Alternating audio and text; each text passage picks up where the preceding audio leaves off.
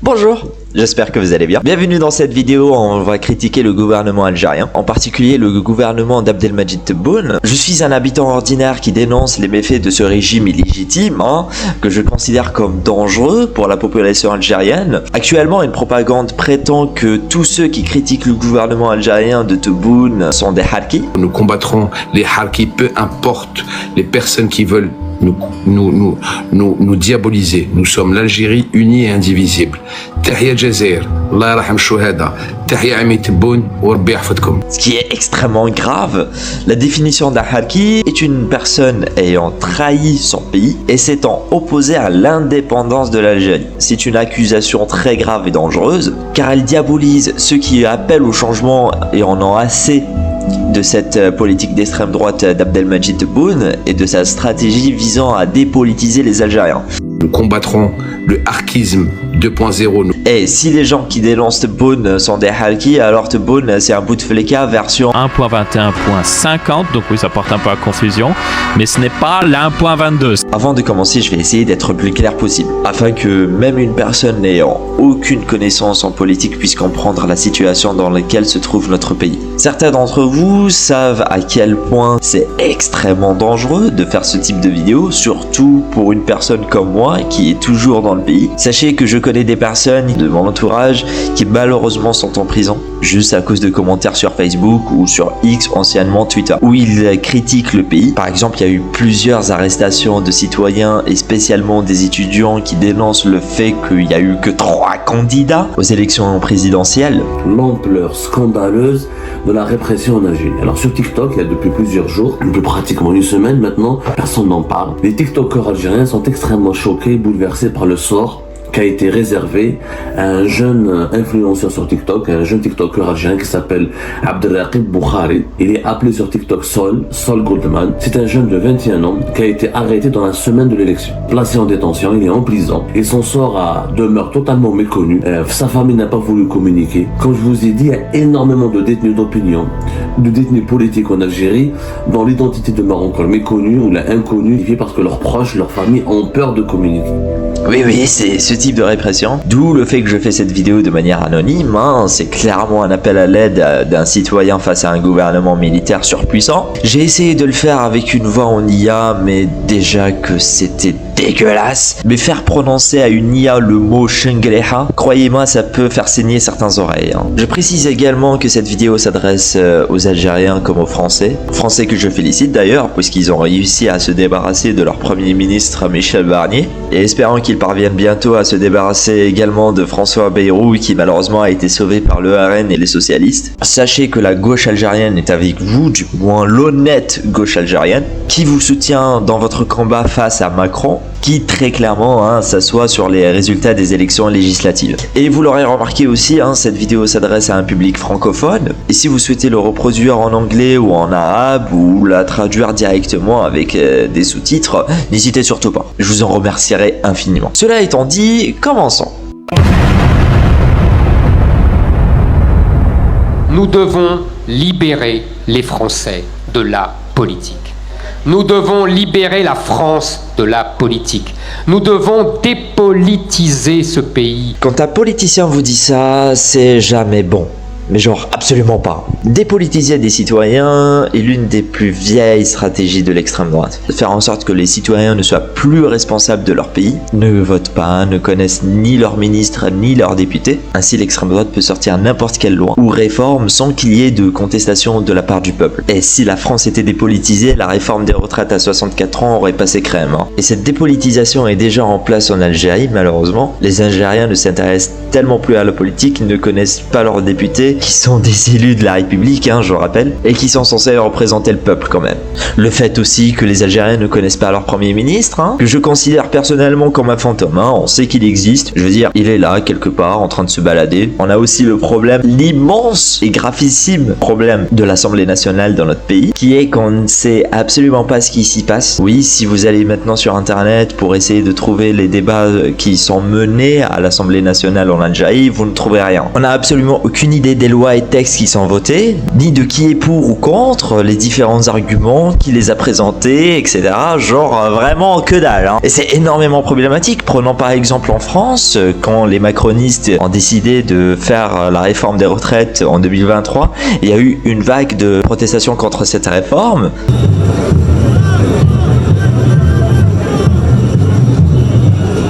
Sur certaines lignes, les transports étaient assurés et ça nous permettra d'aller à la manifestation plus facilement. Aujourd'hui, c'est un tout, c'est un ras-le-bol général. Bien sûr pour les retraites avant tout, mais c'est pour l'inflation, c'est pour la vie qu'on mène. Moi, je suis enseignante et aujourd'hui, je pense que j'ai fait quand même Bac plus 5, j'ai fait de longues études. C'est un métier qui est noble. Je suis fonctionnaire et pourtant, j'ai peur. Comme quelqu'un qui a le SMIC, comme un ouvrier, comme un commerçant, on est tous au même niveau. Et j'ai l'impression qu'aujourd'hui, si on n'est pas milliardaire comme certains, malheureusement, on vit pas, on survit. Et malgré toutes ces manifestations, les macronistes ont quand même décidé de passer la réforme sous 49.3.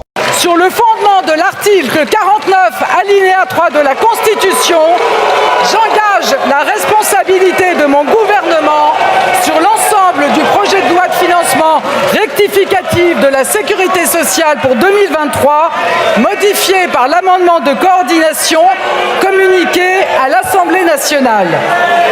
Dans quelques jours, je n'en doute pas, à l'engagement de la responsabilité du gouvernement répondront une ou plusieurs motions de censure. Un vote aura donc bien lieu comme il se doit. Et c'est donc la démocratie parlementaire qui aura le dernier mot.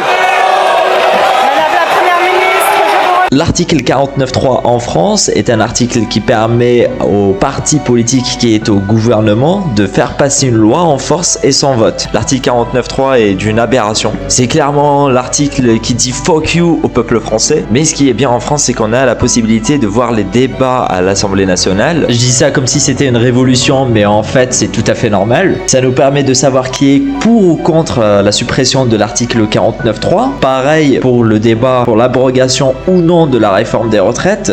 Alors je voudrais aussi préciser qu'à 60 ans, on est encore très en forme.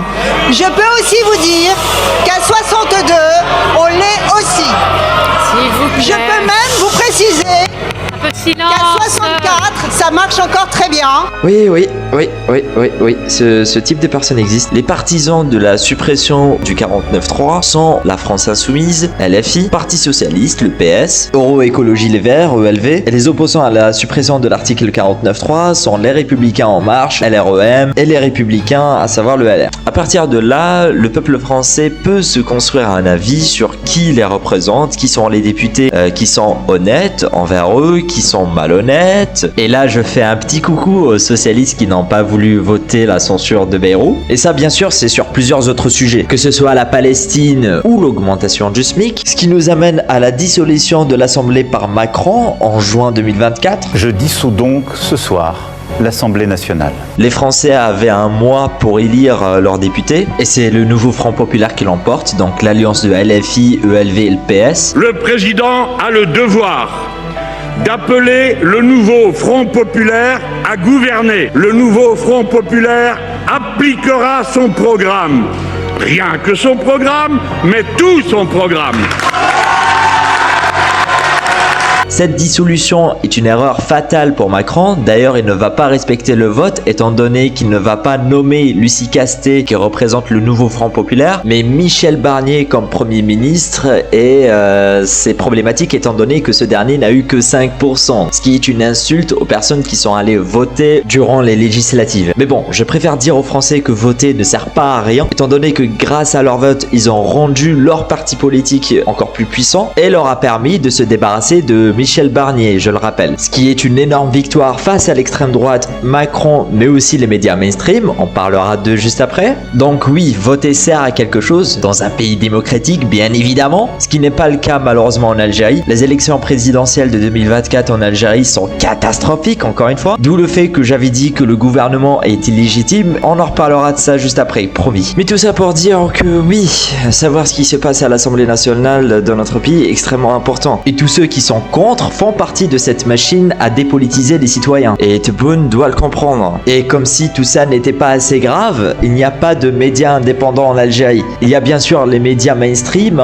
Canal Algérie, A3, ce genre de conneries, que je considère comme les CNews et BFM de l'Algérie. Il y a même une loi pour interdire aux binationaux d'être journalistes, que vous soyez franco-algérien, maroco-algérien, je sais pas si ça se dit comme ça, algéro-tunisien, pareil, vous n'aurez pas le droit d'être journaliste. Le gouvernement algérien d'extrême droite? Mais non, pas du tout. Oh, un article sur le record d'expulsion de migrants vers le Niger par l'Algérie. Mais qu'est-ce que ça fout là? Au moins 31 404 migrants ont été expulsés d'Algérie vers le Niger voisin en 2024, un chiffre record selon l'ONG nigérienne Alarme Faune Sahara, APS, qui dénonce lundi les traitements violents, voire mortels, à leur encontre. J'ai montré ça à des gauchistes, ça les a pas convaincus. Bon bah essayons autre chose. شفت شخص ياكل او يشرب في مكان عمومي اسكو نقدر نبلغ على هذا الشخص كأنا كمواطنة جزائرية اسكو نقدر نبلغ على هذا الشخص وما هي العقوبات التي تترتب عن هذا الفعل.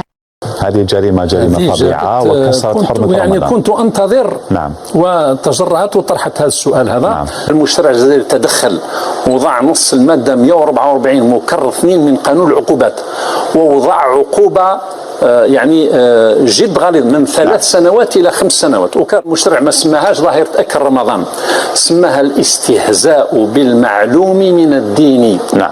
أو بأية شعيرة من شعائر الإسلام، ودخل فيها حتى السب تاع الرسول صلى الله عليه وسلم. سألت قالت هل لي الحق أن تبلغ؟ نعم لك الحق السيدة الفاضلة أن تبلغي، بل أنا تسمح لي نتجرأ. نعم. نتجرأ ونقول توثيق الجرائم يجوز بشرط ما تنشريش الصورة تاع هذا اللي ياكل، ما تنشريهاش في مواقع التواصل. اعطيها لمصالح الامن. شتي انسان في مكان عمومي ياكل، صوريه وثقيه، عيطي الرقم الاخضر تاع الشرطه، ارسلي هذيك الصوره الفيديو اللي درتيه في التطبيق تاع الو شرطه او نتاع الدرك.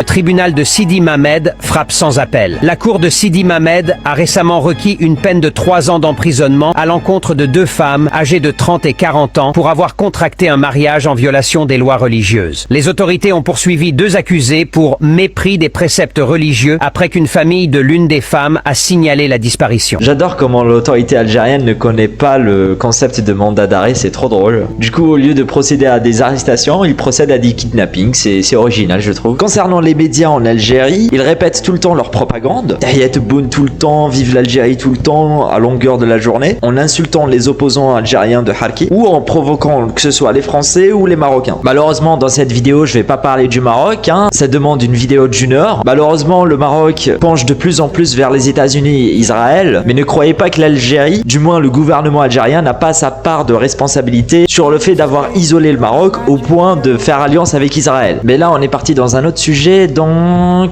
oui, les médias indépendants. La parole du peuple n'est absolument pas représentée dans les médias mainstream. J'apprends rien aux Français à ce stade. Et les médias indépendants, enfin les journalistes, sont malheureusement en prison actuellement. Comment voulez-vous mener une bataille d'opinion quand vous mettez vos meilleurs journalistes en prison?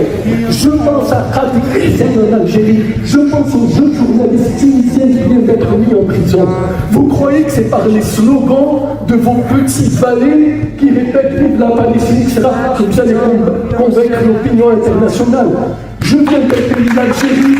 Les 2 seuls médias indépendants que moi-même je connais sont une chaîne qui s'appelle Buzz News. On sait pas qui c'est, on sait pas d'où il sort, on n'a absolument aucune idée des sources. C'est une personne qui utilise une voix en IA, du coup, ben oui, il essaye de se protéger comme il peut lui aussi. On a aussi Abdou Samar, un journaliste qui a été condamné à mort et qui s'est exilé en France.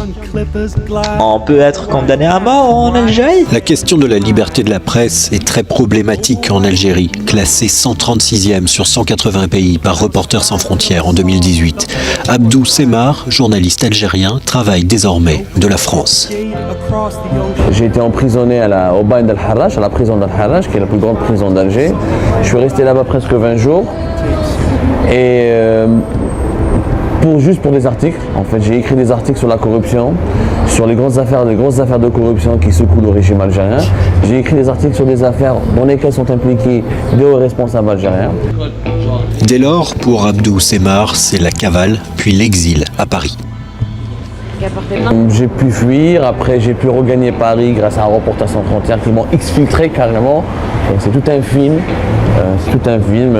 D'ailleurs, une enquête en Algérie sur comment j'ai fui. Donc on enquête sur comment un journaliste retrouve sa liberté, mais on n'enquête pas sur les gens qui sont corrompus, qui volent, qui pillent les richesses de ce pays. En France, par exemple, malgré une forte propagande sur plusieurs chaînes de télévision, que ce soit CNews, BFM TV, I24 News, ce truc existe. Ces chaînes sont détenues par des milliardaires, bonjour Bolloré, pro-extrême droite, et ça pour des raisons purement politiques, que ce soit le capitalisme, la normalisation de l'extrême droite ou encore Israël, en invitant à plusieurs reprises le porte-parole de l'armée israélienne, qui les a même remerciés, je le rappelle. Je parle pas de ce que vous rapportez vous en tant que chaîne et je dis que votre chaîne fait du travail excellent par rapport à la présentation du conflit des deux côtés. Et quand la députée européenne et aussi juriste en droit international Rima Hassan avait dénoncé cela, ils l'ont censuré. Genre, littéralement. Je veux simplement dénoncer le fait que vous avez été félicité par Olivier Rafovix, qui est un porte-parole de l'armée israélienne, une armée génocidaire, de votre ligne éditoriale. Et c'est très très important pour moi de dénoncer ça à l'occasion de cette interview, parce que ça dit beaucoup de la ligne éditoriale qu'est la vôtre sur le sujet. Et j'espère que vous vous rendez compte quand même que vous aurez tôt ou tard des comptes à rendre en tant que média. Je réponds maintenant avec question. Attendez, Rima Hassan. Non, attendez, vous pouvez pas. Attendez, Rima Hassan. Vous pouvez pas. Non, Rima Hassan. Pardon, vous pouvez pas commencer par nous attaquer. On vous invite poliment à répondre à des questions. Sur votre chaîne. Et vous mettez en doute la ligne éditoriale de BFM TV. Je suis libre de mes propos. Je suis libre aussi de dire que vous êtes félicité par un porte-parole de l'armée, d'une armée, c'est inédit. Il n'y a pas de médias qui sont félicités par un porte-parole d'une armée qui par ailleurs est pointé du doigt par toute la communauté internationale. Admettez que c'est inédit. Une seconde, parce que vous dites vous aurez. J'ai pas beaucoup de temps, je vais répondre à votre question. Non, sinon je coupe. On arrête l'interview. Vous avez des comptes à rendre. Tous les médias. Ça veut dire quoi des comptes à rendre? Des comptes à rendre devant qui? Devant quoi? C'est-à-dire que les médias sont censés informer de façon neutre. Quand vous avez une partie au conflit qui vous félicite, c'est comme si vous aviez le Hamas demain qui vous félicitait. C'est très problématique, admettez-le. Donc là, vous avez une armée qui viole le droit international sur beaucoup de choses. C'est la communauté internationale, c'est les juridictions internationales qui le pointent. C'est très problématique que votre chaîne soit félicitée. Écoutez, stop, on va arrêter l'interview, désolé. On va vous féliciter pour ça, on vous remercie. On va vous féliciter pour vos prises de position et des attaques de BFM TV. Désolé, l'interview s'arrête. Ah oui, aussi, même Netanyahou avait remercié CNews. J'apprécie que votre chaîne combatte pour la liberté, puisque vous combattez pour la civilisation judéo-chrétienne qui a donné tellement au monde et qui est attaquée par le fondamentalisme islamique. Il y a eu de la propagande, il y a eu énormément de propagande en France concernant Israël. Je parle même pas de la phrase une bombe qui explose et qui va détruire et qui va faire des dégâts collatéraux tuera sans doute des enfants. Mais ces enfants ne mourront pas en ayant l'impression qu'en face d'eux, l'humanité a trahi tout ce qu'ils étaient en droit d'attendre. Mais ces enfants ne mourront pas en ayant l'impression qu'en face d'eux, l'humanité a trahi tout ce qu'ils étaient en droit d'attendre. Nos collègues sont là. Une trentaine, m'a-t-on dit. Une trentaine. Je regrette qu'il n'y en ait qu'une trentaine. Je voudrais voir aussi les gens de gauche qui n'arrêtent pas de dire que Israël tue des bébés, des femmes, alors qu'Israël est une armée qui est morale, qui fait tout pour essayer d'avoir le maximum de victimes, même si jamais la guerre c'est la guerre. Et lorsque vous voulez dire le minimum? Le minimum, pardon, autant pour moi, le minimum de victimes, bien évidemment. Je tiens à rappeler encore une fois, parce que certains Palestiniens, l'autorité palestinienne nous disent oui, dans vos prisons aussi en Israël, il y a des enfants palestiniens de 13-14 ans. Sauf que ces 13-14 ans issus de l'éducation palestinienne qui les éduque au terrorisme, donc qui étaient quand même mêlés à du terrorisme, à Gaza, vous avez quand même le terroriste le plus jeune, à ce que je sache, il a 10 mois. Kfir Bibas, 10 mois. D'ailleurs, je sais pas si je vous ai parlé de l'ARCOM, qui est censé être la police des médias publics. Ça sert à rien? Ouais, ça sert à rien. Malgré tout ça, l'opposition arrive à démanteler cette propagande grâce à plusieurs médias indépendants. Je pense par exemple à Blast, Canard Réfractaire. Bonjour, bienvenue dans Rhinocéros. Aujourd'hui, on va vous parler du traitement médiatique des insoumis. On va même défendre les insoumis. Attends, tu veux dire les gentils insoumis? François Ruffin, Raquel Garrido, Manon Aubry à la limite? Non, les méchants insoumis. Ouais, Rima Hassan, Jean-Luc Mélenchon, Manuel Bompard, Mathilde Panot, on va défendre les plus teigneux là. Bon, si t'es sûr de ton coup, parce qu'en ce moment c'est compliqué, ou alors on les défend mais sans parler de la Palestine. On va parler que de la Palestine. Écoute, j'étais ravie de faire cette émission avec toi, la fin d'une grande aventure. Adieu. Il faut le faire parce que ce qui se passe en ce moment, c'est vraiment très inquiétant. Depuis le 7 octobre, les positions et les déclarations des insoumis sont scrutées, critiquées et même très souvent déformées par une grande partie de l'éditocratie. Et ça s'est intensifié quand ils ont choisi de mettre dans leur liste aux européennes la juriste Rima Hassan. D'origine palestinienne, descendante de réfugiés de la Nakba, celle-ci assume sur la colonisation israélienne un point de vue intolérable pour les plateaux français. Les journalistes ne cessent de le rappeler, son positionnement est clivant. Vous trouvez que c'est clivant de s'opposer au massacre des enfants et des femmes et des civils à Gaza? Vous trouvez que c'est clivant? Il y a eu en 4 mois plus d'enfants morts à Gaza que dans tous les conflits dans le monde. Est-ce que vous pensez que c'est clivant en tant qu'humaniste de considérer que ça doit s'arrêter? Alors regardez, j'enlève le mot clivant. Bon, il a dit j'enlève le mot clivant. Oui, mais il avait commencé par ça. Et clivant, c'est comme ambigu. T'as rien besoin d'expliquer, juste tu dis oula, c'est clivant. Dimanche dernier, il y avait une grande manif antiraciste à Paris. Et vous allez voir, il y a un autre mot qui est pratique. Écoutez bien. Donc voilà, vous le voyez, ce cortège sur les images de Benjamin Danan qui continue de descendre dans le 10e arrondissement pour rejoindre la place de la République. La place de la République où le rappeur controversé Medine donnera un concert aux alentours de 18h30. J'avais vu tout le reste de la phrase peut être normal, mais si t'as placé clivant, ambigu ou controversé, bon, le message est passé, on comprend. L'idée, c'est peut-être de se couvrir aussi. Les journalistes ne veulent pas prendre de risques ou être soupçonnés de complaisance. Bah ouais, si tout le monde dit qu'un tel ou un tel est controversé, clivant ou je sais pas quoi, c'est que c'est ce qu'il faut dire, quoi. On va pas prendre de risques, on va pas risquer notre poste pour un mot à la con. On le donne, le mot, on le met. On vous a déjà parlé ici du traitement particulièrement biaisé dont fait l'objet en France le conflit israélo-palestinien. Des pressions dans les rédactions, de l'unanimisme de rigueur, des mots obligatoires et des mots interdits. Tout ça a d'ailleurs très bien été développé depuis dans le premier numéro du 4e pouvoir, toujours sur Blast, en partenariat avec Acrimed. T'as le ministre de l'Europe qui parle de chasse aux juifs sur le sol européen. Macron lui dit que ça lui rappelle les heures les plus indignes de l'histoire. Donc oui, il compare ça au nazisme, c'est que c'est sérieux cette affaire quand même. T'as Ciotti, si on l'écoute encore, lui il parle de nuit de cristal et Retailleau, le ministre de l'Intérieur, d'actes barbares relevant de l'antisémitisme pur. Donc là, clairement, il n'y a pas de doute, ce qui s'est passé à Amsterdam, c'est grave quoi. Je veux dire, si tout le monde le dit, c'est que c'est vrai, non ?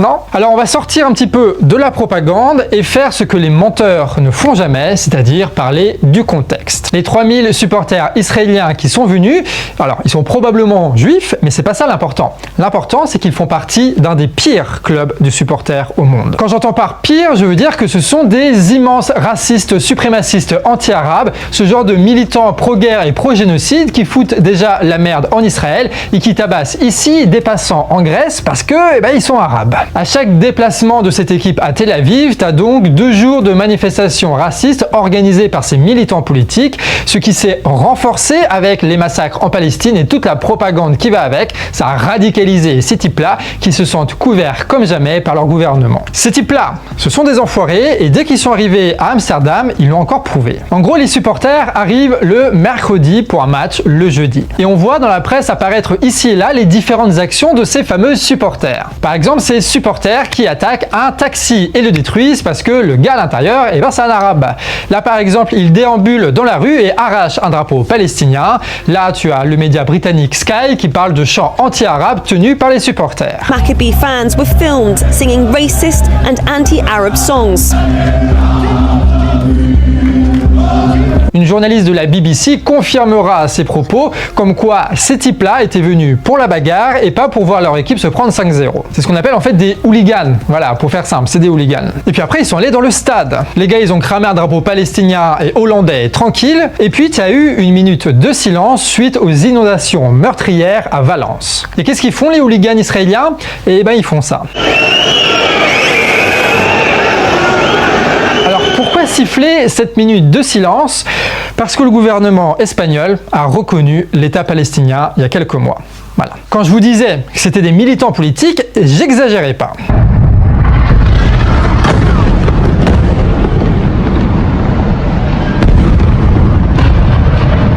Ah oui, alors ce bout de vidéo, ça s'est pas passé à Amsterdam, ça s'est passé à Beyrouth, la capitale du Liban, qui pendant ce temps-là a été bombardée par l'armée israélienne, donc pendant que les médias racontaient de la merde sur l'affaire d'Amsterdam. Voilà, on rappelle juste la réalité de ce qui se passe et qui veulent nous faire oublier. C'est important, hein, on n'est pas indépendant juste pour répéter la même chose. On a aussi la chaîne Le Média avec leur excellente vidéo sur la propagande israélienne que je vous recommande. D'ailleurs, en écrivant cette vidéo, je me suis rendu compte que même Abdou Samad, le journaliste algérien qui a été condamné à mort, a été invité une fois sur cette chaîne, ce que je trouve cool. Je sais pas, c'est comme avoir un caméo dans un film Marvel. J'aime bien personnellement. Je pense aussi à différentes chaînes qui font des réactions sur la politique en France, hein, même des analyses. Posté sur internet, certains supporters du Maccabi Tel Aviv avaient entonné des chants anti-Palestine peu avant la rencontre. Voilà, la vidéo s'arrête là. S'arrête là. Alors, ils ont la vidéo, et c'est là que je me suis dit, mais en fait, ils ont la vidéo. Voilà, cette vidéo, ils l'ont posté dans leur truc de BFM, mais ils ont pas mis la partie où on entend les supporters dire que Sal va tuer tous les Arabes. Vous captez un petit peu le truc? Ça veut dire qu'en mettant ça, ils disent, ok, on l'a dit, mais ils mettent pas la partie, parce que c'est choquant d'entendre autant de personnes crier ça. C'est raciste, et ça appelle au meurtre, tout simplement. Mais ils veulent pas égratiner l'image des Israéliens, tout simplement. On le voit clairement, les mecs. Hein. Et du coup, quand on va sur ce tweet de BFM TV où c'est marqué « Supporters israéliens attaqués à Amsterdam », Jonathan Arif, président du CRIF, dénonce un lynchage de masse. Et ça, c'est ce que le random voit dans son salon, dans son canapé, à la télé. C'est ça qu'il voit. Regardez. Beaucoup d'inquiétude évidemment et beaucoup de colère. De l'inquiétude parce qu'il y a encore des ressortissants israéliens apparemment dont nous n'avons pas de nouvelles. Alors là les mecs, je fais un cadrage sur le visage du mec. Mais il faut savoir que ce qu'on voit là à l'écran, c'est le mec qui parle et à côté on voit des supporters israéliens qui se font tabasser. C'est ça qu'on voit. Il n'y a aucun moment il va dire ce que ces mecs ont fait. On va le voir après. Mais les gens qui sont chez eux, les randoms, ils ne le voient pas. Donc ils sont lavés là à ce moment-là. Ça c'est de la propagande les mecs.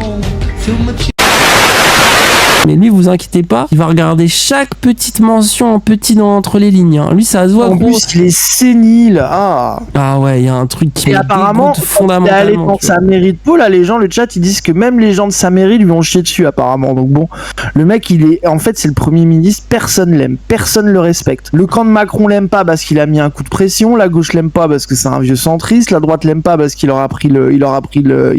a remplacés.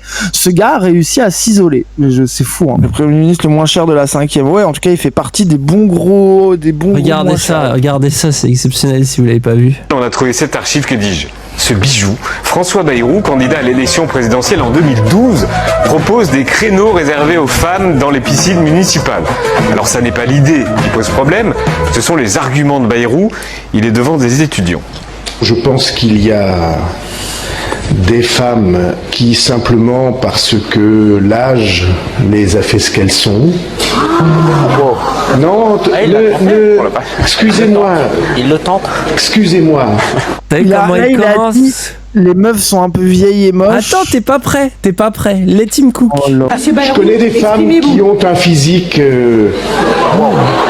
Je connais des femmes. 2012. Non, en plus, hein. Je n'accepte pas, si vous voulez bien, je n'accepte pas que vous riez. Parce que peut-être certains, enfin, vous êtes toutes en pleine jeunesse et en pleine beauté. Et il n'y a rien qui va. Puis il y a des femmes qui pèsent plus lourd que d'autres. Il a vraiment dit il faut des horaires pour les grosses et les vieilles. Oh là là, qu'elle puisse se cacher. Oh là là. Du coup, imaginez son comportement avec les femmes à lui. Hein. Ouais. Moi, j'ai connu dans ma vie de très proches dans ma famille des femmes qui pesaient plus de 100 kilos. Et elles aimaient nager. Oh là là. Comment tu sors cette phrase, frère? Mais c'est la déconnexion aussi, hein, moi je pense. Hein. C'est qu'on oublie que ces gens-là, ils pensent pas dans le même sens que nous, quoi. Si quelqu'un est plus à l'aise dans la mer, c'est bien, et la piscine, c'est bien aussi. Voilà. Attendez. Je dois dire que je n'ai jamais vu sur le sol national une catastrophe de cette ampleur. Regardez ce qu'il reste ce soir du 101e département français, l'archipel de l'océan Indien, ravagé samedi dernier. Le fait que ici ça débatte de s'il faut les aider ou pas, c'est scandaleux quoi. Genre, et en fait ils débattent de est-ce que c'est la France, pas vraiment la France, mais même si c'était pas la France, go les aider. On s'en bat les couilles en fait. Genre ça me, horrible, en fait, mais c'est ça l'horreur, c'est que déjà ils hésitent alors que c'est sur le territoire. Alors, imagine. Bah oui, c'est ça. Si ça l'était pas. C'est une population qui, du point de vue des papiers, est illégale. Mais qu'est-ce qu'on est gros des papiers. L'indécence. Du point de vue des papiers, ils sont illégaux, mais nous on est gentils donc on va les aider. Mais quel chien. Tu parles de papier à un moment où il y a toute la réalité matérielle de la terre, des bouts de tôle, des maisons détruites, des corps, des gens qui sont blessés. Et t'es là, tu parles des papiers, la réalité concrète des papiers. C'est l'indécence. Mais ça, c'est vraiment l'indécence de la suprématie, quoi. Tu vois, c'est vraiment ça, quoi. Du vue des papiers est illégal. Et du point de vue de la vie, ce sont des hommes et des femmes. Est-ce que c'est le sujet aujourd'hui de savoir si c'est légal ou pas? Oui, merci. Voilà. Là, tu veux dire que ce soir tout le monde est mahorais. Ah, pourquoi t'en parles justement? Non, pourquoi t'en parles? Bah oui, là je pense dans sa tête il est en mode notre premier ministre. Tu te rends compte qu'on a Nagui a dû le relancer en mode frère qui le recadre. Allô. J'ai honte, mais j'ai honte de notre. Et surtout il va à l'émission Unis pour Mayotte. Gros, tu fais une émission caritative pour essayer de sensibiliser sur ce qui est en train de se passer et t'as le Premier ministre qui dit ces gens ils devraient pas être là par ailleurs. Mais là le problème c'est qu'il est trop dans sa réussite personnelle, il arrive pas à se rendre compte qu'il se passe des choses graves. Bon, maintenant pourquoi je vous ai montré tout ça les gens? C'est pour vous montrer à quel point face à une propagande, les médias indépendants sont un contrepoids, ils sont extrêmement importants. Je sais que certains d'entre vous vont contester le fait que l'Algérie soit d'extrême droite, mais pour moi c'est le cas. Une loi qui empêche les binationaux d'être journalistes, je suis désolé, c'est une catastrophe. Parce qu'encore une fois, imaginez qu'une personne voit uniquement la propagande en France de BFM et de CNews, il va forcément finir comme un raciste. Et nous mettre les coutumes à la con. Voilà, et qui respecte pas la France? Devinez. Je vois la télé, je suis quand même pas con. Je vois la télé, comment ça se passe. Voilà. C'est les Mustapha, c'est tout ce que vous voulez. Allez là. Ouais, là. Bonjour. Vous lui dites bonjour des fois? Non, pas spécialement. Jamais. C'est quoi le problème avec le monsieur? Là, tu nous placardes les affiches et tout ça, en nous traitant de bonobos, en faisant les cris de singes et tout ça. Vous ne reconnaissez plus, mais il faut assumer. Ah non, c'est vous qui nous traitez de cochons, tout ça. Te voilà là encore, toi? Tu viens ici là, on t'a invité? Non, tu dégages, tu pars. J'ai quitté les HLM à cause de gens comme toi. Mais moi j'ai jamais habité dans les HLM. Entouré de gens comme ça. On fait ce qu'on veut, on est chez nous, d'accord? Alors tu dégages. Mettez ça dans la rue. On est chez nous. Pourquoi vous le mettez on est chez nous, on fait ce qu'on veut.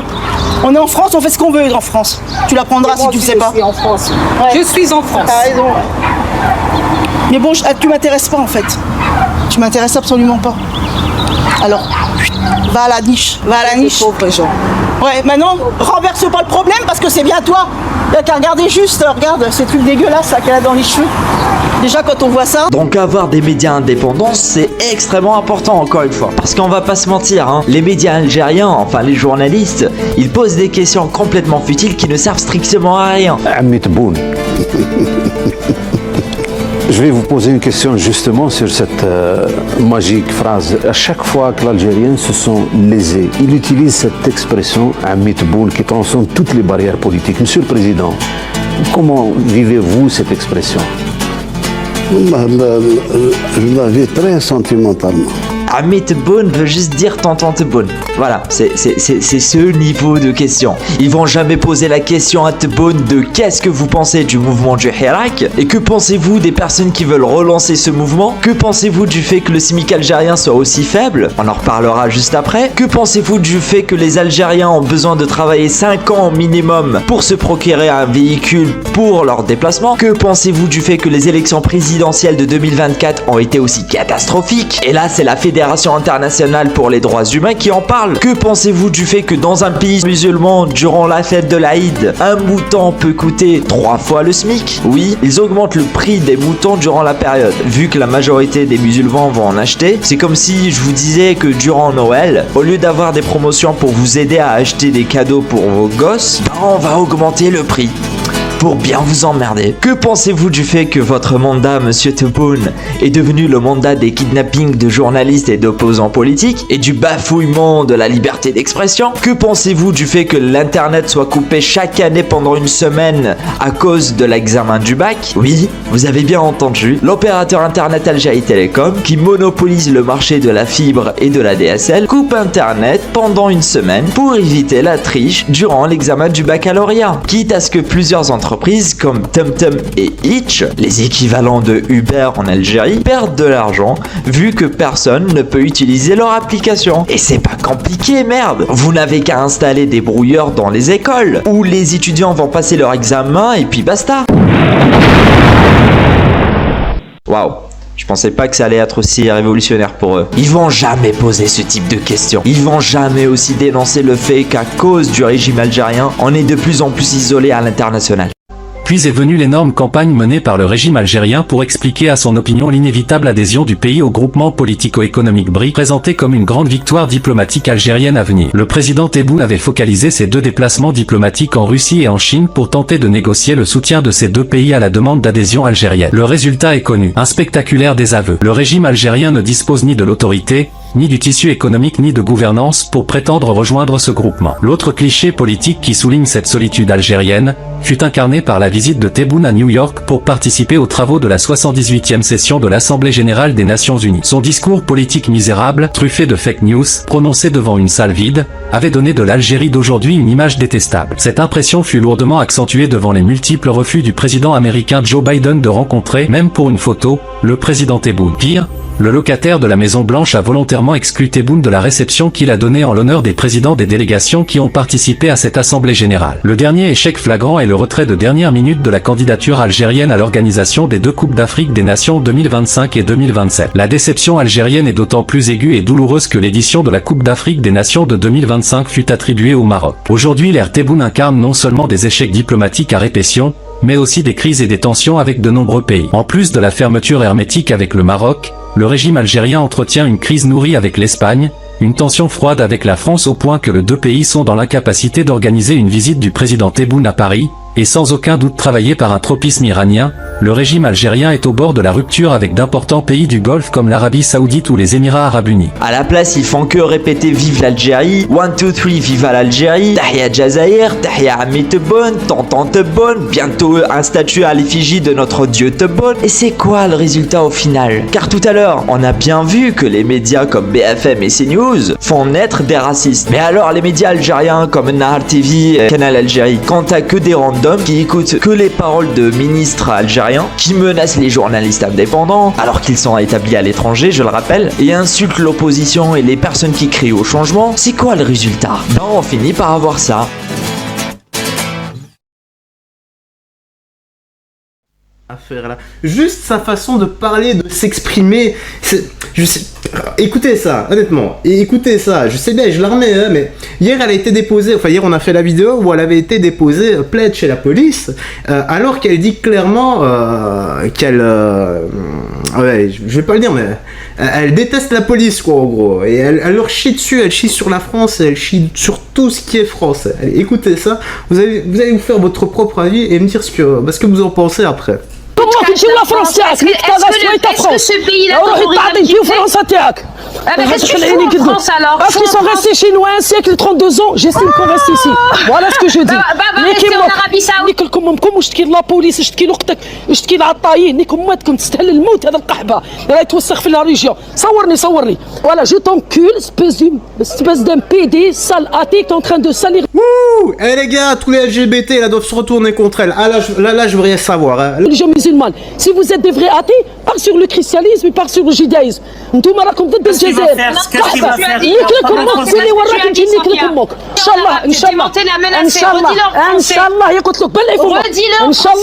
J'espère qu'ils vont te tuer, qu'ils vont t'attraper, qu'ils vont te tuer, espèce d'une pute qui est en train de salir. C'est tu vas le faire. Inch'Allah يقتلوك. لا ما كي نقولوا نحكموا واحد نحكموا نقتلوه. Va te faire enculer. Algérie, tu vas payer ça en Algérie sauf. En Algérie. même en Algérie. نحكموك في الجزائر عباك شي يديروك في الجزائر كون يحكموك في الجزائر شي يديروا لك يا قحبه كون يحكموك في الجزائر نيكم هاني اللي يكون لك السوه تاع امك. Oh là là là là, mais qu'est-ce que c'est que ça? Mais qu'est-ce que...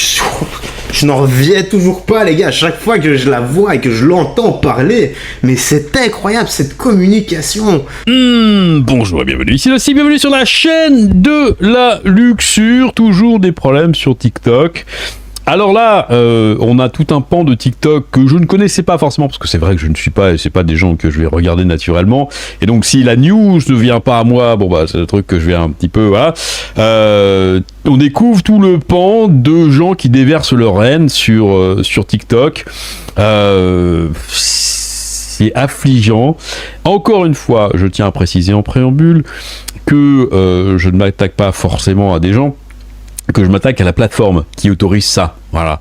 Ces personnes ont je sais plus combien de centaines de milliers de followers, et ces personnes déversent leur haine constamment sur les incroyable.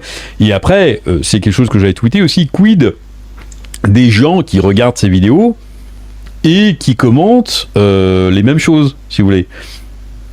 C'est effrayant. Il s'agit de Sophia Benleman, qui a précisé, le chef du parquet de Lyon, qui avait ouvert mercredi 2 enquêtes pénales contre des influenceurs franco-algériens, notamment pour menaces de mort et provocation publique à la haine. Suivi par des centaines de milliers de personnes, la mise en cause se voit notamment reprocher un live sur TikTok réalisé en septembre dans lequel elle insulte copieusement en arabe une autre femme en lui lançant notamment que « Nique ta mère, toi et la France, toi et ta France, pardon. J'espère que tu seras tué, j'espère qu'ils vont te tuer. » Voilà, c'est un appel au meurtre, tout simplement.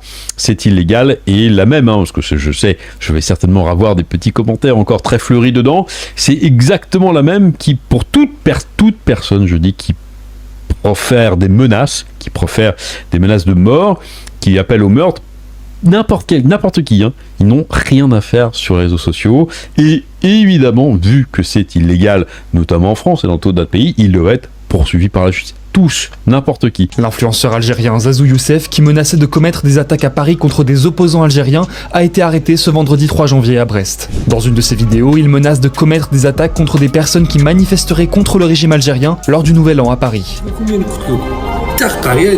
خرج بريمي جونفي وين تخرج تيري قشنقريحه تيري حبات يهضروا تتبون شقيعه تيرو هادو بيخلطوا لنا البلاد خرج هنا في فرنسا في باريس نيكو واللي يخرج في البلاد تيرو انا نعطيكم حق تيرو لا بغات خوتي تيري جري. Après l'interpellation ce vendredi de l'influenceur Zazou Youssef, un autre influenceur algérien a été placé en garde à vue dans la même journée, accusé d'avoir appelé au meurtre et au viol dans des vidéos. L'homme en question, c'est Imad Tintin, surnommé Blédard de luxe, de nationalité algérienne et résident de Grenoble. Son profil n'est désormais plus visible sur TikTok, mais c'est notamment cette vidéo qui aurait comptabilisé plus de 800 000 vues et qui circule aujourd'hui sur les réseaux sociaux qui est en cause. سمعتني اقسم لك بالله العظيم نلعبوا لك بيها ونوضها تمك في البلاد نوضها هنا نقعروك انا ما تامنش انا ما كاش حاجه ديفوندي عليك انا نخرج فيك نكسلك. Je n'ai pas la force de parler de ces abrutis. Ces gens-là ne représentent en aucun cas les Algériens. Je ne veux en aucun cas être associé à ces énergumènes. Et si j'entends que ces personnes sont parties en prison, bah bien fait pour leur gueule. Ces gens-là ne font que menacer les Algériens qui sont établis en France, qui dénoncent le régime de Tebboune. Et ce qui me terrifie, c'est que jusqu'à maintenant, on n'a aucun ministre ou député algérien qui condamne leurs paroles. Et par pitié, dites-moi qu'ils n'ont pas demandé leur libération. Honnêtement, je n'ai pas la force d'en parler. De toute façon, cet homme en parle déjà bien mieux que moi.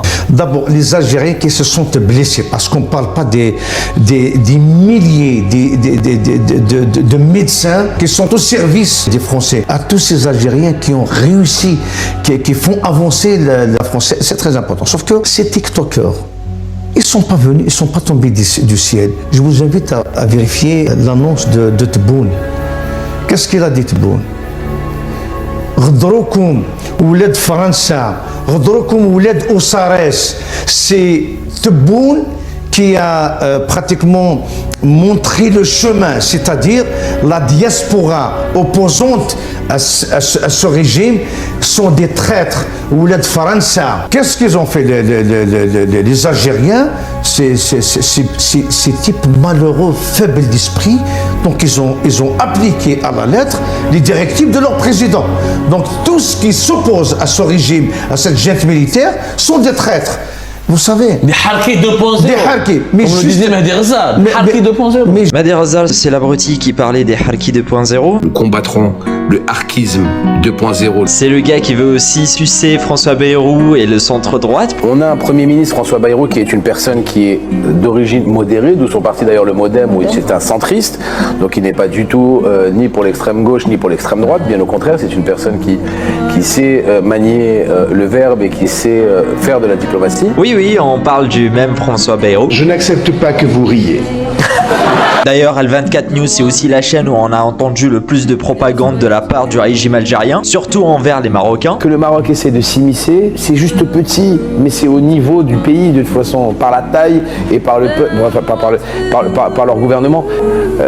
Vous savez, on compare des fois le Maroc à la Thaïlande de l'Afrique. La Thaïlande de l'Afrique. Et je peux vous dire que la Thaïlande, quand on parle de la Thaïlande, généralement, on ne parle pas des paysages, si on voit ce que je veux dire. Donc, excusez-moi, voilà. C'est un État voyou à travers ces réseaux de drogue où vous voulez voler un enfant, il y en a, vous voulez violer un enfant, il y en a, vous voulez acheter de la drogue, il y en a, vous voulez de la prostitution, il y en a, vous voulez des casinos, il y en a. Excusez-moi, c'est tout sauf un pays, c'est tout sauf un pays musulman, il faut se dire les choses. Donc le Maroc est devenu un lieu de villégiature de nombreux criminels de guerre de l'antité-sioniste et de nombreux généraux de cette entité-là. Pas que des criminels de guerre, de grands vendeurs de drogue, de dealers. De personnes qui s'occupent de la prostitution, du vol d'enfants, de la pédophilie, du kidnapping d'enfants. Enfin, la liste est très très longue. Hein, vous savez, je suis très fier que cet État voyou et cette voyoucratie diplomatique soient humiliés devant la terre entière. Et je suis très content de la solidarité entre le peuple sahraoui et l'Algérie, comme toujours. Et le rappeler aussi à nos téléspectateurs, c'est que plus de 50% de la population marocaine est analphabète. Et donc... Oui, tout comme CNews qui s'attaque aux Maghrébins et aux musulmans, Al24 News s'attaque aux Marocains en disant que 50% sont des analphabètes. Un racisme décomplexé, extrême droite algérienne peut-être, on n'y est pas encore. Je rappelle aussi une chose les gens, tout ce que je vous montre, c'est des extraits francophones. Vous pouvez même pas imaginer ce qui est dit sur les chaînes arabes. Par exemple les chaînes israéliennes comme I24 News, on entend les pires saloperies du monde, mais je peux même pas imaginer ce qui est dit sur les chaînes qui parlent hébreu. Et ce type veut être président de l'Algérie. Non mais au secours. Avant de s'attaquer au prochain sujet, je vais aller voir un docteur parce que je commence sérieusement à avoir peur pour ma santé mentale, moi.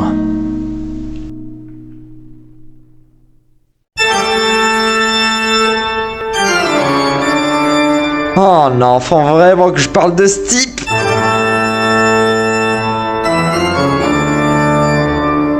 Écoutez, bien sûr, personne ne souhaite qu'il prenne 15 ou 20 ans de prison, hein, donc, mais moi je suis pas un défenseur de Bonhomme Saint-Saëns parce que je considère que ses écrits sont souvent islamophobes, c'est sorti aussi, il ne combat pas l'islamisme, donc il parle de l'islam et des musulmans la plupart du temps. Moi j'ai revu ses écrits assez récemment, donc c'est une insulte donc, aux musulmans, à ceux qui pratiquent l'islam de manière sereine et tranquille, en respectant les règles, donc il est négationniste aussi, il dit que l'Ouest algérien donc n'est pas algérien, marocain, intégrité territoriale de l'Algérie, c'est un pays souverain, indépendant, on n'est plus sous la tutelle française, ils ont le droit avec leur en disant ça, et en disant ça, et en admettant que se défendra. En admettant que ce soit votre avis, ça mérite pas quand même une incarcération comme ça. C'est ce que je dis. Je dis que derrière, il va y avoir un procès. Donc, vous savez, nous, on a quand même fait des procès à des gens aussi pour ce qu'ils pensaient. Hein. Je veux dire, vous voulez que je vous rappelle le délégué CGT qui a été poursuivi parce qu'il avait pris des positions en faveur de la Palestine. Il a pris c'était pour apologie de terrorisme. Non, mais on a tout mis derrière apologie du terrorisme. On a tout mis derrière apologie du terrorisme. Cet homme, c'est Karim Zeribi. C'est quelqu'un que j'aime. C'est quelqu'un que j'aime bien, que j'admire énormément. Et bien sûr, je suis d'accord avec lui sur plusieurs points, sauf quelques petits détails, mais ça on en reparlera juste après. Alors déjà, j'aimerais m'attarder sur la suite de la vidéo qu'on vient de voir. Promis, ce sera pas long. Oui, derrière l'apologie du terrorisme, le soutien à la Palestine, on a considéré que c'était l'apologie au terrorisme. Vous savez que le PS, que même le PS se dissocie aujourd'hui pas d'ingérence, du délit. Non mais attendez. Moi je vais vous dire, le délit d'apologie du terrorisme, vous voulez l'abroger vous? Alors déjà, ceci s'appelle un mensonge, les gens. À cette période, le parti de la France Insoumise, où figurent les députés comme Rima Hassan et Mathilde Panot, ont déposé un texte pour l'abrogation de l'apologie du terrorisme dans le code pénal. Je précise, dans le code pénal. Et cette dame ne l'a pas précisé de manière volontaire. Ce qu'elle essaye de faire, c'est déjà de donner une mauvaise image du parti de la France Insoumise, comme quoi ils essayent d'abroger l'apologie du terrorisme, alors que pas du tout. Pourquoi ils sont en train de faire dans le code pénal? C'est pour éviter que des entités sionistes, je dis bien sionistes, profitent de cette loi pour s'attaquer aux personnes qui appellent à la paix et à la reconnaissance de l'État de Palestine. Par exemple, Mathilde Panot et Rima Hassan ont été convoqués pour apologie du terrorisme, alors qu'ils n'ont rien fait de tel. Ça, c'est la convocation pour apologie de terrorisme que j'ai reçue dans ma boîte aux lettres lundi soir. Cette convocation est un événement gravissime. Parce que ce n'est pas Mathilde Panot qui est convoquée par la police judiciaire, c'est la présidente du principal groupe d'opposition à l'Assemblée nationale qui est convoquée. C'est un précédent inédit et dangereux puisque c'est la première fois de toute l'histoire de la Ve République qu'une présidente de groupe parlementaire d'opposition est convoquée pour un motif aussi grave avec des accusations qui sont fallacieuses. Puisque ce qu'on me reproche est un communiqué de mon groupe parlementaire datant du 7 octobre qui appelait déjà au cessez-le-feu. Ces convocations visent une chose, celle de nous faire taire et de faire taire l'ensemble des voix qui s'élèvent contre le génocide en Palestine. Et c'était au début de l'année 2024. Depuis, il n'y a rien eu à leur égard. Monsieur le Premier ministre, lorsqu'il fut demandé au général de Gaulle s'il était opportun de procéder à l'arrestation de Jean-Paul Sartre, celui-ci répondit simplement « On n'arrête pas Voltaire ». En arrêtant Boualem Sansal, l'un de nos plus grands écrivains, le gouvernement algérien n'a pas eu cette hauteur de vue. Cette arrestation d'un défenseur des libertés met en relief les dérives dictatoriales du régime d'Alger. Pendant ce temps, de l'autre côté de la Méditerranée, et même de l'autre côté de cet hémicycle, on n'a pas un mot pour Boualem Sansal. Et on en profite même pour déposer une proposition de loi pour dépénaliser l'apologie du terrorisme et comble de l'ignominie de le faire au nom de la liberté d'expression. Voilà, lui aussi n'a pas précisé que c'était dans le code pénal.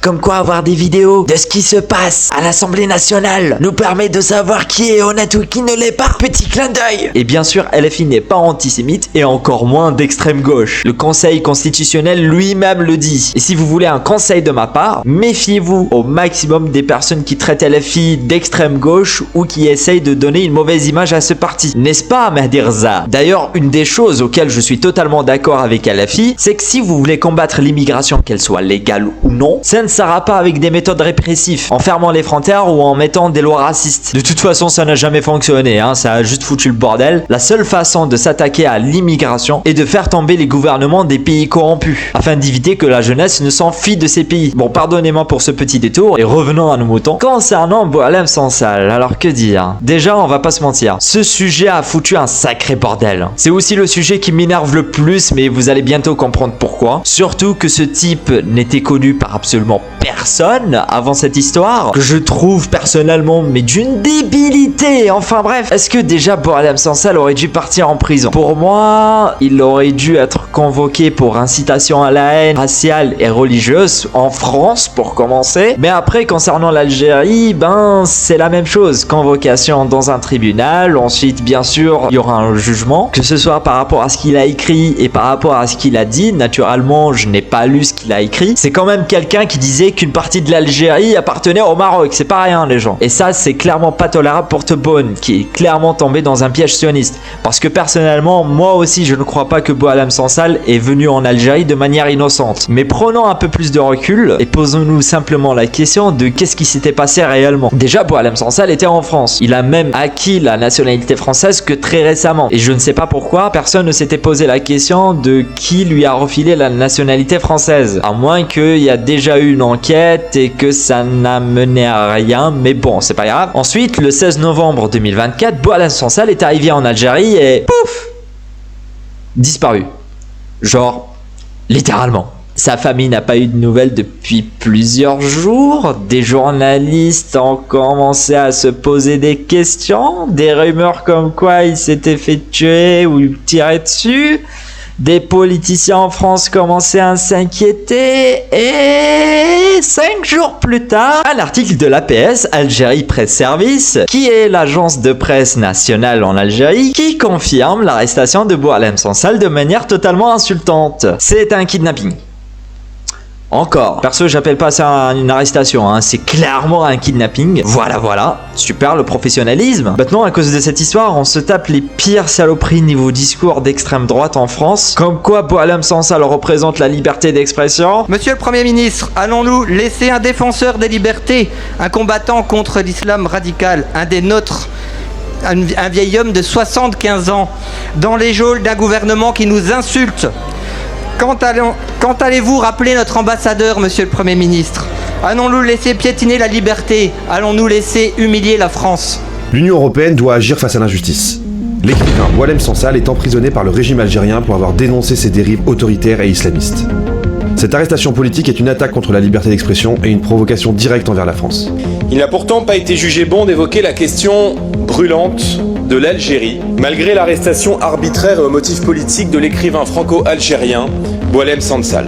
Son tort, avoir critiqué dans ses ouvrages et dans ses prises de position le régime algérien, sa dérive autocratique et sa complaisance à l'égard de l'idéologie islamiste. Aux portes de l'Europe, un régime défie délibérément la France, entretient son peuple dans la misère et l'oppression, instrumentalise l'histoire pour faire oublier ses propres échecs depuis l'indépendance.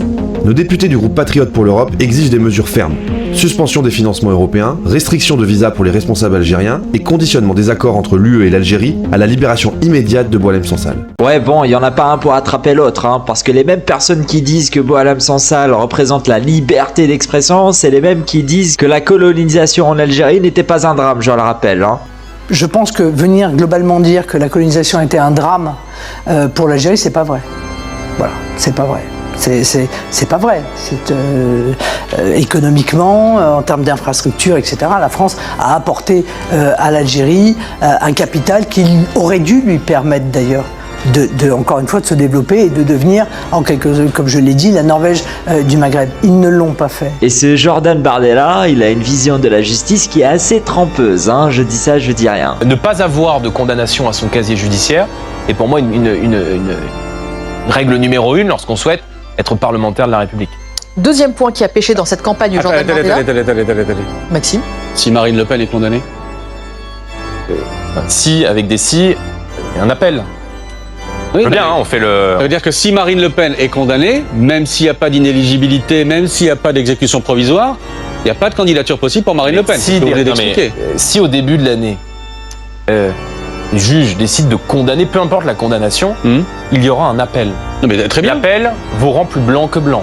Très bien. Et si l'appel confirme la première sanction et qu'il y a des législatives en 2027 ou une présidentielle en 2027, Marine Le Pen ne peut pas être candidate parce qu'elle aura été condamnée. C'est ce que vous venez de dire. Mais l'appel ne confirmera pas puisque Marine Le Pen est totalement innocente. Ça, c'est ce que vous dites.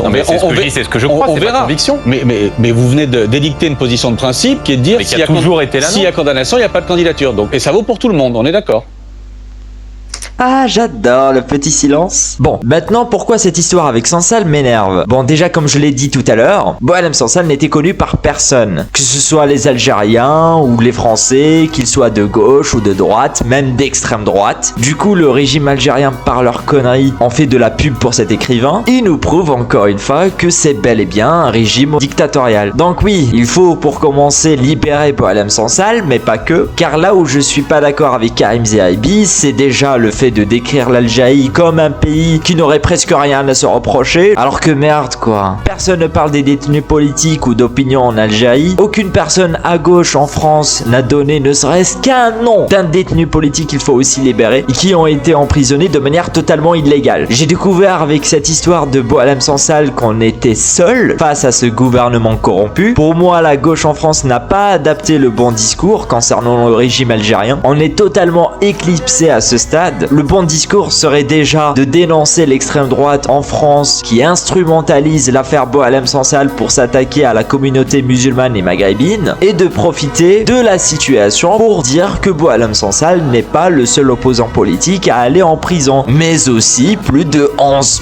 000 arrestations depuis l'arrivée de Tebboune à ce jour. Et parmi eux, il y a des franco-algériens dont personne n'en parle, car ils ne sont pas d'extrême droite. La France ne s'est pas donné la peine de lever le petit doigt pour Mohamed Tefalke, qui est un franco-algérien, qui est président d'une association française, surtout un homme intègre. Attention, il a passé sa vie dans la marine algérienne, c'est un soldat. Il n'a jamais été contre sa patrie. À 75 ans, il a été jeté en prison avec 5 maladies chroniques. Il est entré sur ses pieds, il est sorti sur un fauteuil roulant. Écoutez, nous sommes boycottés par les médias français. La seule chaîne qui nous autorise de temps à autre, c'est France 24. Et France 24, c'est quand il y a crise avec l'Algérie. Pour qu'ils nous utilisent. Pas pour nous donner l'occasion pour nous exprimer, mais pour qu'ils nous utilisent dans sa guerre contre l'Algérie. Ça ne m'étonne pas qu'il a fallu un écrivain d'extrême droite pour qu'enfin l'opinion se penche sur ce régime dictatorial. De toute façon, ça a toujours été le plan de l'extrême droite. Leur corruption en peste à des kilomètres. Croyez-moi, c'est pas eux qui vont parler des étudiants qui sont en prison alors qu'ils dénoncent ce régime illégitime. Est-ce que la France, que ce soit Emmanuel Macron ou même ses prédécesseurs, est-ce que la France veut réellement une Algérie démocratique? Est-ce que ça les intéresse? Jamais. Voilà. Je pense que non. Pourquoi vous dites ça? Je pense que la France ne veut pas d'une Algérie démocratique. Pourquoi? Parce que une Algérie démocratique, ça serait une Algérie qui, avec toutes ses richesses, sans corruption, pourrait investir dans le pays, pourrait le développer, et l'Algérie deviendrait forcément un pays tout aussi important presque que la France. Juste pour mettre un peu d'eau dans votre moulin, juste pour rappel. Quand Bouteflika était mourant, il ne pouvait pas s'exprimer. Minimum même ses propres besoins. C'est Ségolène Royal qui est entré en Algérie pour dire que j'ai eu l'honneur d'être reçu par le président algérien qui m'a donné des conseils, qui était lucide. François Hollande a parlé d'Alacrité. François Hollande, il a dit j'ai eu l'honneur de rencontrer un président qui est expérimenté. Non mais le régime Bouteflika n'était pas aussi répressif. Mais juste il pour mettait pas autant de prisonniers en prison à la prison politique. C'est la vérité. Je m'excuse. Juste pour fermer la parenthèse, au moment où le peuple algérien se révoltait contre le régime de Bouteflika qui était mourant, c'est la France officielle qui donne un bouffée d'oxygène au régime pour mentir au peuple algérien que Bouteflika est vivant, conscient. C'est avec sa tête qu'il gère l'Algérie, c'est pas avec ses pieds. Mais Yannis, ce que tu dis est dangereux. Pourquoi la France serait contre la démocratie en Algérie? Pourquoi? Parce que l'évolution de l'Algérie, le développement de l'Algérie, parce que l'Algérie aujourd'hui, comme elle est, avec l'ensemble des capitaux qui sont détenus par une toute petite élite du pays, une élite politique, aujourd'hui les capitaux vont où? Tu le sais très bien, Abdou, t'as travaillé là-dessus. Aujourd'hui, les investissements immobiliers, par exemple, ils sont où en France? Ils n'arrêtent pas d'investir dans l'immobilier. Et puis surtout, le plus important, mais vraiment le plus important, c'est qu'on le sait, et ça depuis toujours, l'Algérie finance les campagnes électorales françaises. Elle n'a aucun mal à le faire. Moi, j'ai travaillé là-dessus. Moi, j'ai toute une enquête qui tend à démontrer comment Emmanuel Macron s'était fait financer sa campagne en 2017. Et je pense que ça, la France, elle en a besoin. Et il ne voudrait une Algérie démocratique. C'est une Algérie qui ne finance plus les campagnes électorales. C'est une Algérie où les capitaux du gaz et du pétrole qui sont détenus par la classe politique ne s'envolent plus vers la France. C'est tout ça qui mettrait fin. Et l'Algérie pourrait se développer, devenir un pays fort. Et ça, la France n'en veut pas, à mon avis, tout simplement. Donc la vraie question, c'est la France ne veut pas d'une Algérie démocratique. Donc quand vous dites que les médias ne vous écoutent pas, quand vous dites que vous êtes parti voir le maire PS de Montreuil et qu'il ne veut pas vous recevoir, mais c'est normal. Personne ne veut de l'Algérie démocratique. Personne n'en veut. Et certains gauchistes, à force de donner une bonne image de l'Algérie, sans se rendre compte, ils sont en train d'invisibiliser les personnes qui combattent ce régime illégitime. Maintenant, je vais vous poser une question, les gens. D'après vous, est-ce que en faisant cette vidéo, je devrais m'inquiéter du fait d'être incarcéré ou bien convoqué ou bien directement kidnappé par ce régime pour avoir soi-disant menacé l'intégrité territoriale ou la stabilité du pays? La réponse devrait être non. Sauf si, encore une fois, on est sous un régime dictatorial. dictatorial. De toute façon, le régime de Tebboune, ils veulent de la stabilité uniquement pour eux, pour leurs enfants, pour garder ce pouvoir, quitte à créer un chaos sur les étudiants et les travailleurs qui tiennent ce pays. Alors déjà, pourquoi je dis ça? Pourquoi depuis le début de la vidéo, je dis que le gouvernement de Tebboune est illégitime? Pour moi, l'exemple parfait, c'est les dernières élections présidentielles. En 2024, il y a eu soi-disant des élections présidentielles en Algérie. On parle de 3 candidats seulement et ils représentent la continuité et empire les méthodes du régime de Bouteflika. Et les Zoubida Assoul, les Louisa Hanoun et 5 autres opposants politiques, on s'en fout, hein. Ils n'ont jamais existé apparemment. Et donc oui, on se retrouve avec seulement 3 candidats et donc il n'y a pas eu de débat, genre rien, que dalle. On n'a ni programme ni rien. On n'avait que le visage de ces 3 personnes, dont 2 qui ne servent strictement à rien et Tebboune qui veut avoir son 2e mandat. Et c'est pas pour rien que j'ai commencé ce sujet avec la dépolitisation des Algériens, hein. Il faut savoir que sur 46 millions d'habitants en Algérie, seuls 24 millions sont inscrits à la liste électorale, donc à peine la moitié. Le 7 septembre, les résultats du vote sont de 94 pour Tebboune, si ça c'est pas une preuve de dictature, et de 2 et 3% pour les 2 autres qui ne servent strictement à rien. Je vous ai déjà dit que vous ne servez à rien, vous deux. Et d'après l'ANI, l'autorité nationale indépendante des élections, qui compte plus de 16 000 membres quand même, leur travail est de compter le nombre de votants. Ils ont attendu jusqu'à minuit pour nous annoncer les chiffres, avec un nombre de participation de 5 600 000 votants, ce qui fait à peine 10% de la population et à peine 20% des gens inscrits à la liste électorale. Vous êtes sûr quand on parle des élections présidentielles là? C'est peu, c'est très peu. C'est comme dire que Tebboune voulait faire la course tout seul mais a quand même perdu, c'est incroyable. Donc les journalistes et l'opinion internationale commençaient à se dire que ce gouvernement est illégitime, surtout qu'on n'a pas eu de félicitations de la part d'autres présidents avant plusieurs jours, que les gens ont commencé à se poser des questions bien sûr, et que c'était le meilleur moment pour relancer le Hirak et refaire ces élections de merde. Mais bien sûr, 5 jours plus tard, putain ce gouvernement adore nous faire attendre 5 jours pour nous annoncer de la merde. Les 12 membres de la Cour constitutionnelle disent avoir pris le dossier de l'ANI et que ce n'était pas 5 600 000 votants, mais 11 200 000 votants. Ils ont juste doublé le nombre de votants. Et on pourrait faire la remarque comme quoi ce n'est pas leur travail pour commencer. La Cour constitutionnelle sert à protéger le droit et peut intervenir en cas de contestation au niveau du vote, au cas où 2 parties seraient à égalité, ce qui est à des années-lumière d'être le cas, mais en aucun cas interagir sur le nombre de votants et encore moins en doublant les chiffres. C'est une mascarade électorale. C'est juste un enchaînement de conneries après conneries. Et je me rends compte, avec cette vidéo, que la Cour constitutionnelle elle-même est corrompue. On est dans une sacrée merde. Au gouvernement, on se retrouve avec des momies de plus de 75 ans, les gens. En plus, je n'ai pas précisé jusqu'à maintenant, mais Tebboune aura 83 ans à la fin de son mandat. Non mais le scénario d'un président pantin, marionnette, qui ne peut pas parler, qui ne peut pas bouger, qui ne peut pas s'exprimer, ce scénario risque fortement de revenir, les gens. Tu m'étonnes que la jeunesse veuille quitter ce pays. Et merde, je me rends compte que je vais même pas parler de ce type dans cette vidéo, tellement il y a trop de sujets. Mais en gros, vite fait, ce type, c'est le ministre des Sports. Et dans cette vidéo, il est littéralement en train de dire « Si ça ne vous plaît pas, vous n'avez qu'à quitter le pays ». Et ce qui est tristement drôle avec cette histoire, c'est que depuis cette déclaration, on a plein de jeunes Algériens et Algériennes qui quittent le pays en se filmant à l'aéroport ou dans un avion, tout en faisant un montage avec la déclaration de l'autre abruti, tout ça sous la musique de Reda Taliani du nom de Hawa Hawa. Non mais au secours. واللي ما عجبوش الحال يبدل البلاد واللي ما عجبوش الحال يبدل البلاد.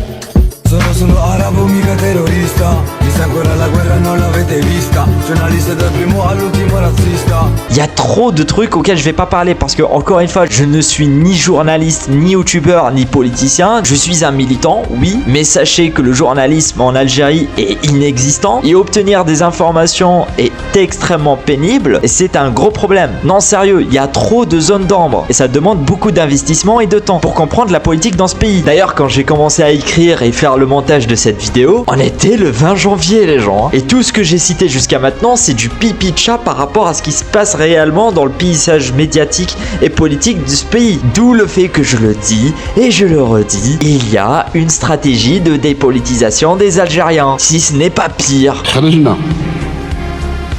من البوليتيك دخلنا لا بوليتيك دروك كيف Non mais c'est vrai qu'avec des kidnappings et 3 candidats aux élections présidentielles, on est dans de la politique pure et dure. أكثر من 9000 صحفي عبر العالم يشوهون صورة الجزائر 9000. Non mais ça suffit les discours à la con par contre, t'es en sueur mec. Et encore une fois les gens, il y a énormément de zones d'ombre concernant la politique en Algérie. Par exemple ce type là, ce Chengreha. Je rappelle qu'il était à côté de Tebboune durant la fête du 1er novembre. Non mais t'es qui? D'où tu sors? À quoi tu sers? Pourquoi il a l'air d'avoir 3 siècles? Sérieux, tout le monde parle de lui pour dire absolument tout et n'importe quoi, alors que perso je l'ai jamais entendu ne serait-ce que de prononcer un mot. Mais pourquoi il est tout le temps assis à côté de Tebboune? Et on n'a pas oublié le Premier ministre? Alors à droite et ensuite tout droit. Non, ça va aller, vous inquiétez pas. Ouais, ça va aller. Ah mais putain, je suis où là? Mais il m'a dit à droite après le tunnel. Excusez-moi, vous sauriez où je peux trouver l'accueil? Ah non, mais vraiment, ça ressemble pas du tout à là où je suis passé. Je suis venu par la grande îlot. Oui. Vous pouvez dormir là-bas. Ah bon? Et je peux dormir chez vous? Avec plaisir. C'est vrai? Et bien sûr. Il y a la place? Énormément. Mais je vous avertis, la maison est dans un état lamentable. L'Algérie est immense. Mais genre, énormément. On parle quand même d'une superficie de 2,3 millions de kilomètres carrés les gens. Ça peut englober plusieurs pays d'Europe en même temps, que ce soit la France, la Belgique, l'Italie, la Suisse, l'Allemagne, avec un nombre d'habitants de 46 millions, soit 22 millions de moins que la France, qui elle est à 68 millions. L'Algérie a aussi des terres agricoles à perte de vue, un désert qui permet d'alimenter en électricité l'équivalent de 2 continents quand même, une côte maritime de 1600 km, et on est dans une période de paix. Je veux dire, on n'est pas en guerre, on n'est pas... Le SMIC est de 150 €. 136 pour être exact. J'ai parlé du gaz et du pétrole? Il n'y a rien. Il n'y a absolument rien pour justifier cela. Oui, certes, le SMIC est de 150 €, mais la vie n'est pas très chère. Avec 20 000 dinars, donc le SMIC algérien qui représente le salaire minimum pour 40 heures de travail par semaine, le SMIC devrait garantir déjà plusieurs choses. Le logement, l'alimentation et les services de base. Que ce soit l'électricité, l'eau, le gaz et internet. Bien sûr, le transport et un minimum de loisirs. Est-ce que le SMIC algérien remplit déjà ses fonctions? Non. Absolument pas. À la base, j'allais faire une espèce de simulation dans cette vidéo avec un petit personnage algérien qui vit au SMIC, mais j'ai trouvé l'exercice terriblement chiant, donc je vais vous balancer directement les résultats, à vous de faire les calculs. Donc pour tout ce qui est pain, l'eau minérale, briques de lait, jus, café, fromage, etc., tout ça par mois, on peut atteindre facilement les 6500 dinars. Pour tout ce qui est fruits et légumes, que ce soit bananes, pommes de terre, clémentines, salades, tomates, on atteint facilement les 4000 dinars. Concernant l'internet, fixe et mobile, c'est 2600 dinars au minimum. Et pour l'eau, le gaz ainsi que le transport, ça peut facilement atteindre les 5000 dinars. Et attendez juste une minute. On a déjà atteint les 18 000 dinars. Il nous reste à peine 2000 dinars. On peut payer un loyer avec ça?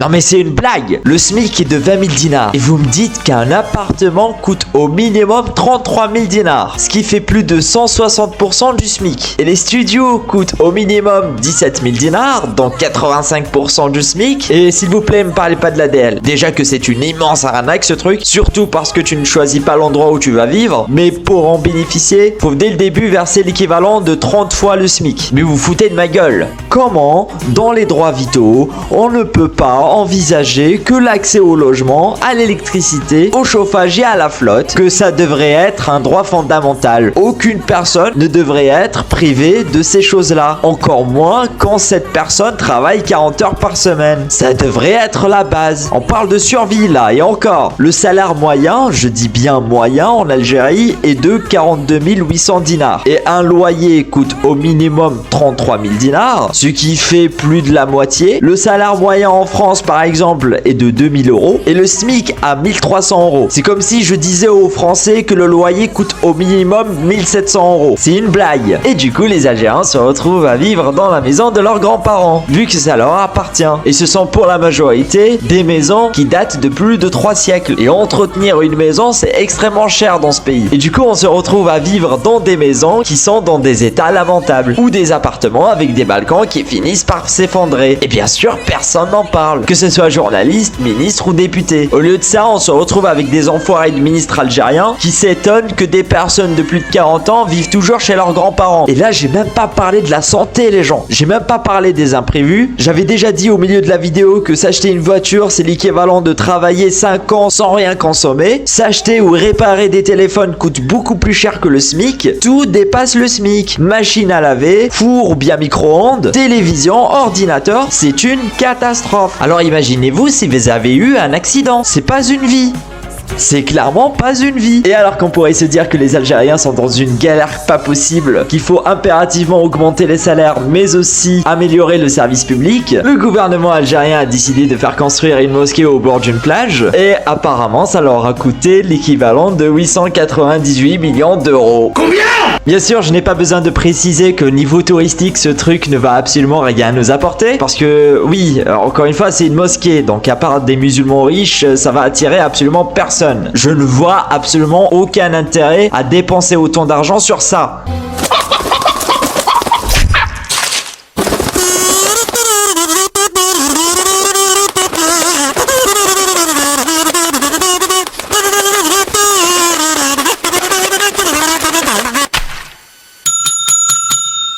Bailout! The most prudent move is a bailout! Bail out the insurance company! En faisant cette vidéo, je n'arrêtais pas de me poser la question au nom de quelle noble cause le régime de Tebboune empêche ce pays de se développer. Pour quelle raison il arrête tout ce qui crie au changement. Ou peut-être que j'ai tort, peut-être que Tebboune essaye vraiment de changer les choses et d'améliorer le quotidien des Algériens et que c'est une entité auquel j'ignore l'existence qui l'en empêche. Ou bien, non, pas du tout. Non, je n'y crois pas. 11 000 personnes en prison, non, allez vous faire foutre. Que ce soit le gouvernement algérien, marocain ou tunisien, par leurs actions, je peux affirmer aisément qu'ils nous enchaînent. Actuellement, nous sommes clairement sous une dictature, mais elle ne vient pas de nulle part. Malgré s'être débarrassé de Bouteflika, on voit aussitôt un individu, encore pire que ce dernier, prendre la place du trône. Je me pose la question, est-ce que c'est possible de briser ce système? Si par exemple on arrive à virer Tebboune, qui là où il est devrait uniquement servir le peuple, est-ce qu'un autre le remplacerait tout de suite après? Après tout, le régime algérien est fortement contrôlé par l'armée. Ce serait quoi la solution? Pour moi, ça serait déjà la libération de tous les détenus d'opinion et journalistes, faire une nouvelle république qui serait une république parlementaire, donc sans président, mais uniquement des députés élus via des législatives tous les 3 ans. Ainsi, on aura une assemblée où les débats seront filmés et traduits sur plusieurs langues, et bien sûr, une nouvelle constitution qui s'accentue sur la liberté d'expression. Ça serait déjà un bon début, on va pas se mentir. Et c'est là où je vais conclure la vidéo, les gens. Il y a plein de sujets auxquels je n'ai pas parlé. Par exemple, le système éducatif de ce pays est une aberration. T'as l'impression qu'ils veulent te faire sortir non pas des étudiants mais des légumes. Je n'ai pas abordé la question du harcèlement de rue et des violences que peuvent subir quotidiennement de nombreuses femmes. Je n'ai pas aussi parlé des Algériens qui aggravent leur voix de manière totalement débile. Oui, ça aussi c'est un sujet à aborder. Apparemment ça s'appelle de l'automatisme social. En gros, pour soi-disant paraître viril et imposant devant les personnes avec qui tu as grandi, t'es obligé d'aggraver ta voix. Et c'est triste, hein, que voulez-vous? شوقي بن زهرة الشكام زعما شاوالة الشكام زازوية صاير حسب راك سلكت الجزائري التالي اللي غادي يقلبك غادي يقلع لك السروال سبب بالله غير الموسى ياكلك يا خوالة الوطن تتخيل باللي تعبان يدخلوا الكفار الجزائر. Évitez de parler comme ça, les gens. Bon, bien sûr, oui, hein, vous faites ce que vous voulez, mais sérieusement, s'il vous plaît, quoi. Surtout que l'origine de ce phénomène, eh bien, c'est l'aboiement de chien. Je déconne pas, c'est vraiment l'aboiement de chien. Mais tu sais que de base, il y a des gens, ils se font refuser le visa plusieurs fois. Mais justement, mais c'est par rapport à ça, je suis en train de te dire ça. Parce que c'est pas facile d'obtenir le visa. C'est vrai? Je te jure, c'est pas du tout facile. À ce point-là? Ouais. J'ai de la chance alors. J'ai de la chance, exactement. Et ça te plaît? Franchement, les gens sont accueillants ici. Ouais. Ils sont grave accueillants. Ils sont grave accueillants. Parce qu'en fait, ça dépend les quartiers aussi. Hein. Ah ok, d'accord. Mais du coup, c'est quelqu'un qui est accueillant. Voilà, il faut savoir, il faut mettre cette idée dans ta tête. Ouais, que c'est pas tout le monde. C'est pas tout le monde qui est. D'accord. Moi, ça c'est sûr ça. Voilà, lui c'est un champion. Oui, il parle normal. Pourquoi vous parlez pas comme ce type? Il a l'air balèze en plus. Non, sérieux, j'ai peut-être une obsession sur ce sujet, mais à l'époque, personne parlait comme ça. يولي شعره ليش بحال قرميه نسفوه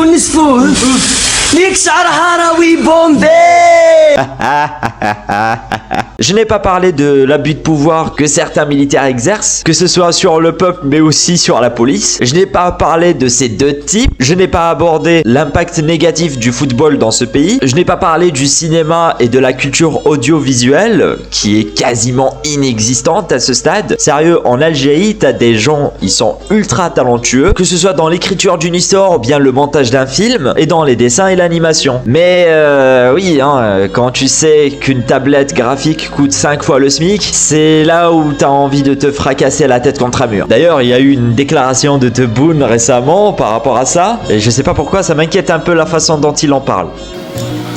تاع هاد الايام اليومين ولا اليوم الوطني للسينما يخرج بقرارات اللي تخلي حقيقة السينما الجزائرية ينبعث من جديد. فيه مشاكل المادية. أنا نهنيكم من التمويل نهنيكم منه.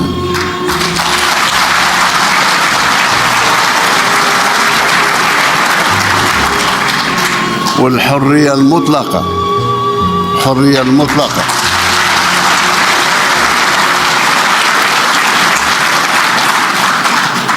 إلا هذا جيلنا الله غالب إلا فيما يصدم التقاليد نتاعنا نحافظوا شوية على المتفرج.